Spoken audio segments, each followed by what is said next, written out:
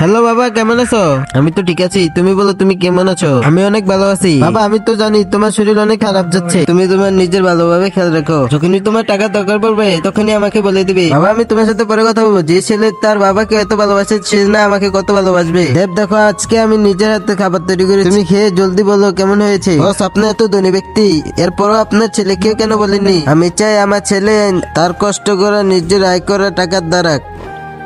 এই গরিব ছেলেটা তো সবসময় কে সাথে লেগে থাকে। এখানে একটা মজা দেখাতে হবে। এই চিপটা কি আমার অফিসে রেখে আসতে পারবে? দেব তুমি খাও, আমি এখানে আসতেছি। শুন গরিব, কে শুধু আমার এর জন্য ওর থেকে দূরে থাক। এরপরে যদি কে সাথে তোকে দেখি তাহলে তোকে চাকরি থেকে বের করে দেবো। আরে তুমি কি পাগল হয়ে গেছো? দেবের ল্যাপটপটা ভিজিয়ে দিয়েছো। এ কোনো সমস্যা নেই। দেব নিজের প্রজেক্ট সবাইকে দেখাচ্ছিল, এই প্রজেক্ট সবারই পছন্দ হয়েছিল। তখনই কার্তিক সেখানে আসে। এটা দেখার আগে তুমি যদি তোমার মা বাবাকে ভালোবাসে থাকো তাহলে লাইক করো, চ্যানেলটিকে সাবস্ক্রাইব করে দাও। আর যদি তুমি না করো আমি ধরে নেবো তুমি মা বাবাকে ভালোবাসো না। আর কমেন্ট বক্সে লিখে যাও আই লাভ ইউ মা বাবা।